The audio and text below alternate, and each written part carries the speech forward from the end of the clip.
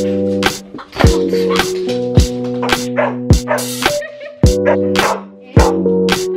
j'en peux plus.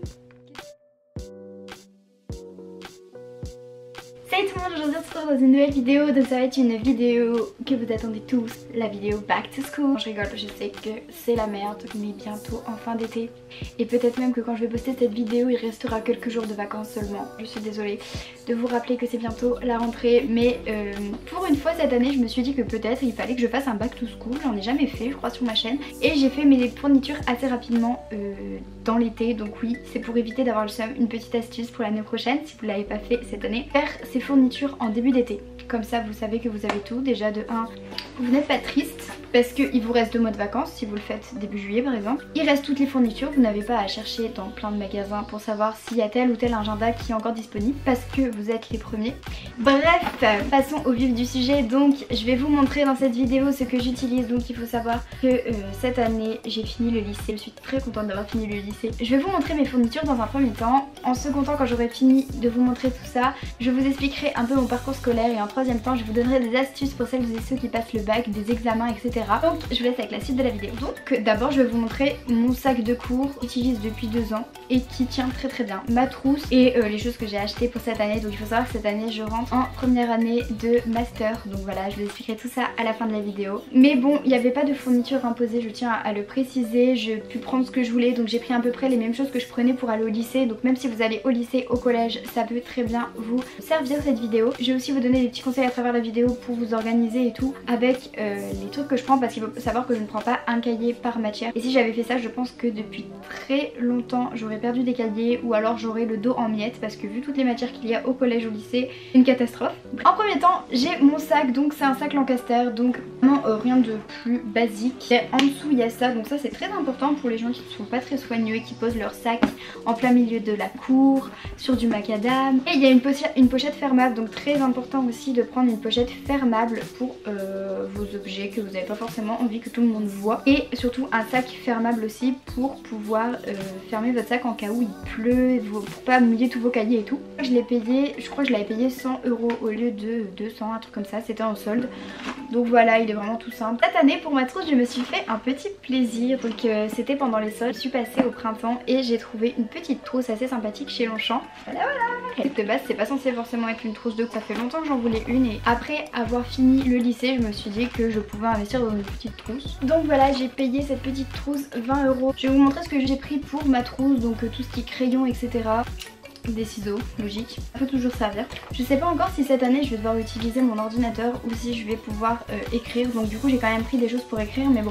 Au niveau des stylos, j'ai pris des petits stylos comme ça, donc c'est de la marque Bic, de toutes les couleurs, donc il y en a des oranges, des roses, des violets, donc ce sera surtout pour, je pense, écrire les choses que j'aurai à faire dans la semaine et tout, différencier les catégories et tout, donc je sais pas encore comment je vais m'organiser parce que j'ai pas encore vu mes cours et tout. Sachant que je suis gauchère, il faut que je prenne des stylos qui sèche vite, donc de l'encre qui sèche vite, parce que quand je suis gauchère après ça passe dessus et ça fait bien dégueulasse. Je sais pas si vous voyez ce que je veux dire, si vous êtes gaucher vous devez sûrement voir. Ensuite de la colle, bon ça c'est un basique, je pense que tout le monde en a dans sa trousse. Au niveau de mes achats pour les stylos etc, j'ai trouvé cette petite gomme, donc elle est comme ça. Et en fait de l'autre côté c'est un taille-crayon, c'est assez sympa, ça fait un peu un 2 en 1 et puis ça prend pas beaucoup de place. Je me suis pris une agrafeuse, je me suis pris une petite agrafeuse comme ça, donc je me suis dit que ça pouvait être intéressant d'accrocher pour les dossiers et tout, parce que je vais sûrement avoir des dossiers à remplir et tout, vous comprendrez après pourquoi. Je me suis repris des bâtons de colle, bon ça pas très intéressant. Je me suis pris une règle comme ça, donc j'ai pas pris une grande, j'ai pris seulement 20 cm parce que après une trop grande, genre 50 cm pour la caler dans ton sac c'est vraiment chiant et t'as jamais besoin vraiment de 50 cm, enfin à part si tu fais architecte. Ensuite je me suis acheté mon organisation on va dire, je me suis acheté des petites post-it comme ça, donc c'est des petits post-it que tu colles sur les pages et tout si tu veux marquer des pages, tu peux écrire dessus. Ensuite j'ai pris quelque chose de très important, les souris Blanco. Ça sert vraiment beaucoup trop. La chose la plus importante je pense à mes yeux et la chose qui m'a le plus servi en terminale pour le bac, les fluos. Ce sont des packs de 6 et je les ai pris en pastel parce que je les trouve vraiment trop mignons, donc je les ai repris parce que je les avais déjà en terminale mais quasiment fini, vraiment très important. Je je vous en reparlerai tout à l'heure quand je vous parlerai de l'organisation pour le bac et les examens et tout. Surtout si vous avez une mémoire visuelle, ça vous aidera vraiment beaucoup pour les examens. J'ai pris aussi du scotch, donc là c'est vraiment des énormes rouleaux au cas où j'en ai besoin. Attacher des plannings, etc. ça peut être très intéressant. Ensuite j'ai repris des stylos 4 couleurs parce que j'adore écrire avec ça, c'est vraiment un gain de temps. Et j'ai repris un pack comme ça de 2 stylos bic et un blanco, donc c'était au bout de 2 mois, genre j'ai plus de bleu mais j'ai tout le temps les autres couleurs qui sont encore dans mon 4 couleurs. Du coup je dois changer, je vais prendre un bic bleu à côté de mon 4 couleurs. Enfin vous voyez, si vous voyez, c'est que vous écrivez aussi beaucoup. Et si vous voyez pas, vous allez très vite le voir avec les études supérieures. Et en dernier temps pour les stylos, j'ai repris seulement 2 petits stylos comme ça, donc c'est des stylos feutres. Ce sera pour écrire pareil des gros titres ou des trucs que je dois pas oublier et tout. Au niveau fourniture, en premier temps, très important aussi pour l'organisation, je vous parlerai encore de ça tout à l'heure. Les fiches Bristol, donc je les ai pris par 100 de plein de couleurs différentes, donc voilà, il y a 4 couleurs comme ça pour trier en fonction des matières. Donc ça c'est ce que j'avais pas fait l'année dernière. J'ai pris des assez grandes quand même pour pouvoir écrire et de pas devoir faire 3 fiches par cours, on va dire. Pour aller avec, je me suis acheté un petit classeur à fiches, donc évidemment c'est l'indispensable quand vous passez au lycée. Donc au collège vous en avez pas vraiment besoin, mais au lycée vous allez voir que vous allez très vite en avoir besoin et que c'est très important d'en avoir si vous voulez bien vous organiser et ne pas être en retard dans vos cours, etc. Donc j'ai pris un petit classeur comme ça, donc il est de la même taille que les fiches, ça aussi faire attention que le classeur soit adéquat avec les fiches. Et j'ai acheté avec ça des intercalaires, donc j'en ai acheté 4 en fonction des 4 couleurs que j'ai. Comme je sais pas encore si mes cours seront sur ordinateur ou à l'écrit, j'ai pas pris non plus trop de trucs. J'ai pris aussi, donc ça c'est aussi un petit conseil, c'est pas du tout indispensable on va dire, mais ça sert. Collège, lycée, vous avez des carnets de correspondance, enfin nous on appelait ça comme ça, je sais pas si vous appelez ça aussi comme ça. Mais pour éviter qu'ils soient dans un état pitoyable à la fin de l'année, je vous conseille vraiment d'investir dans, enfin en investir c'est 1 euro donc ça va aller, dans une petite pochette comme ça, de la taille de votre carnet. Et voilà, ça sert toujours, une petite pochette, vous mettez, elle est transparente donc on voit votre emploi du temps derrière. Moi c'est parce que je vais avoir un badge pour rentrer à l'école, je sais pas de quelle taille il va être et tout, mais même pour mettre les papiers importants et tout, ça va toujours servir. Vous allez comprendre après. J'ai acheté un bloc de feuilles détachable et perforé. On a 200 et voilà, donc c'est des feuilles qui se détachent sur le côté. Vous avez juste à tirer dessus et c'est pour mettre après dans un classeur. La dernière chose que je mets dans mon sac de cours, la chose la plus importante à choisir selon moi, l'agenda. Donc c'est la chose qui va vous servir le plus dans l'année, je pense, pour écrire vos DS, vos DM, enfin vous voyez ce que je veux dire. Donc c'est un rose comme ça, un rose pâle avec des petites paillettes. Il est vraiment super mignon. À l'intérieur, c'est vraiment tout simple. Voilà mon petit agenda. Chez moi je me suis acheté un grand classeur, donc c'est vraiment un énorme. Et je me suis acheté aussi des intercalaires, donc je sais que c'est des intercalaires qui cassent assez vite parce que c'est en carton. Mais au moins vous pouvez écrire dessus parce que ceux en plastique vous ne pouvez pas, enfin à part que ce soit avec un marqueur, mais c'est assez chiant pour moi. Ça s'efface vite je trouve et j'aime pas trop. Et pour aller avec, j'ai acheté des pochettes plastiques, donc pas des pochettes plastiques granuleuses, je sais pas si vous voyez lesquelles, mais je préfère prendre des pochettes plastiques lisses et assez résistantes pour pas qu'elles se cassent parce que ça m'est déjà arrivé de casser des pochettes plastiques. Ensuite on va passer à la deuxième partie de la vidéo, donc ça va être mon parcours scolaire, donc je vais vous expliquer brièvement. Je vais passer des heures et des heures à vous expliquer, mais il y en a beaucoup qui m'ont demandé quel bac j'avais fait et tout et l'école que je vais faire cette année. Donc après le brevet, donc j'ai passé un brevet normal, j'ai passé l'ancien brevet, donc pas le brevet que vous avez depuis 2-3 ans, mais le brevet qu'il y avait juste avant en fait, donc le brevet où il y avait que maths, histoire, français.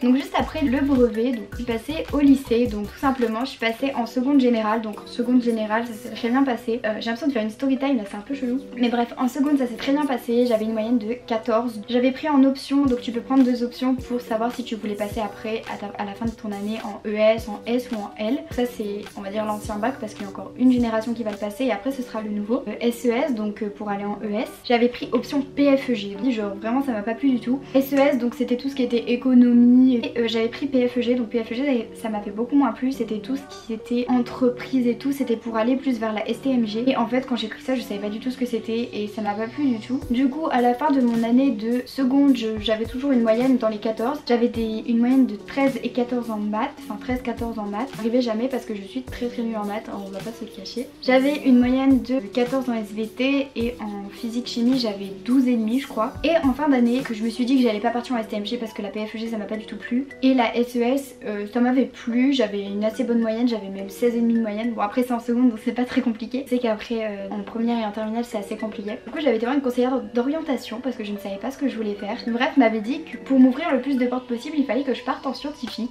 Donc la filière où il y a le plus de maths, de physique et de SVT. Donc c'était selon elle le meilleur bac et elle m'a dit que si je faisais un autre bac en sachant que je ne savais pas ce que je voulais faire, je n'allais pas réussir et j'allais avoir plein de portes de fermées et qu'en gros j'allais louper ma vie genre. Donc il faut savoir que la transition entre la seconde et la première est assez compliquée, on ne le dit pas, surtout dans les matières les plus importantes. Donc si c'était en SES, en ES par exemple, la transition elle est hyper importante. En maths, en physique, en SVT, surtout pour moi c'est très compliqué. Ma première s'est passée moyennement bien, j'étais aux alentours de 11-12 donc c'était pas ouf quoi, mais c'était pas non plus catastrophique. Par contre en maths je voyais très bien que je galérais genre et qu'en terminale ça allait être une catastrophe. Donc arrive la terminale, donc le stress monte à fond, mes notes en maths baissent.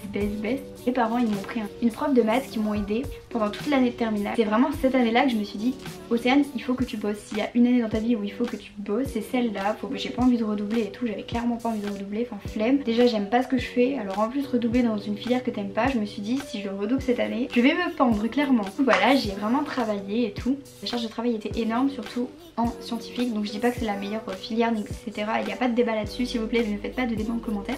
Chaque filière a ses difficultés. Et bref, j'ai passé le bac et je l'ai eu. Bon, j'ai pas eu de mention pour ceux qui vont me demander et j'ai pas du tout honte de le dire parce que c'était quelque chose que j'aimais pas, que j'ai fait pendant 3 ans, j'ai pas baissé les bras. Et je me suis battue pour l'avoir en sachant que c'était vraiment quelque chose que je détestais. Et bref, c'était pas mon truc, enfin il y a des choses c'est votre truc, il y a des choses c'est pas votre truc, bah moi c'était pas mon truc. Et la physique c'était pareil, c'était catastrophe, je détestais la physique alors vraiment. Du coup pendant cette année de terminale, pendant que je révisais et tout, je me suis dit bah peut-être tu devrais penser à ce que tu vas faire l'année prochaine. Du coup j'ai commencé à chercher, je me suis dit d'en faire un truc que t'aimes, donc qui sera soit dans le commerce, soit dans le marketing parce que t'aimes bien les vidéos et tout, soit dans la production de vidéos, l'audiovisuel et tout. Je me suis intéressée à une école en particulier, donc elle s'appelle l'ISCOM, donc je sais pas si vous connaissez. Je vais faire un diplôme en 5 ans, donc j'ai dû passer un concours et du coup cette année je rentre en septembre, donc là ma rentrée est le 12 septembre et vous pouvez y faire plusieurs choses, donc par exemple du web design, donc si vous êtes intéressé par exemple pour créer des animations de jeux vidéo etc, de dessins animés, du marketing, donc moi c'est plus vers quoi je vais m'orienter, ça m'intéresse beaucoup.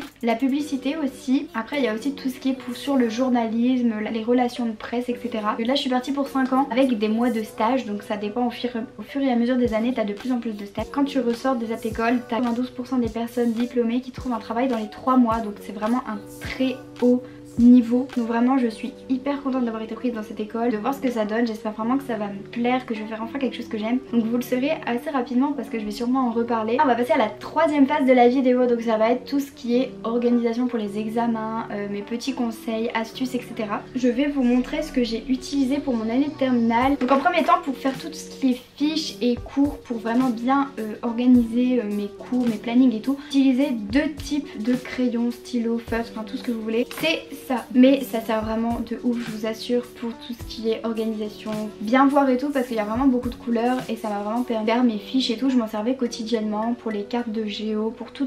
Je vais pas m'éterniser dessus parce que vous devez connaître, mais les premiers c'est des stylos comme ça, donc c'est des stylos fins avec des mines assez fines comme ça. Du coup dans un premier temps je vous conseille d'investir dans un pack comme ça de tous les stylos de toutes les couleurs. Et dans un deuxième temps j'utilisais ces feutres là, donc ça j'ai acheté un pack qui tient sur le bureau, toujours sur mon bureau comme ça, pour faire mes fiches, les cartes de géo, les dessins, les schémas et tout. Vous pouvez trouver ça, je sais que c'est assez cher mais c'est vraiment un investissement qui va vous servir. Ça fait 3 ans que je les ai et ils tiennent très bien. Après vous pouvez prendre d'autres types de feutres, libre à vous de faire votre choix. Pour ma première et ma terminale, donc là ça va être surtout pour la première, donc pour tous ceux qui vont passer le bac français, enfin je sais pas trop s'il y en a qui passent encore le bac français en première, mais bref, vous pouvez utiliser ça. Donc ça c'est un petit livre de poche anti-faute de conjugaison et ça sert vraiment beaucoup. Et pour le français j'avais investi dans un livre avec des fiches de révision, des quiz et des fiches mémo visuelles. Il y en a plein qui existent, après à vous de voir lequel vous correspond le plus et lequel qui vous donne le plus envie de travailler, c'est le plus important. Des fiches détachables comme vous pouvez le voir, donc après vous pouvez les mettre dans des classeurs. Ensuite je vous conseille d'utiliser, je vous en montre 2 autres types mais après il y en a vraiment partout, à la Fnac, au Furet, partout dans toutes les papeteries, des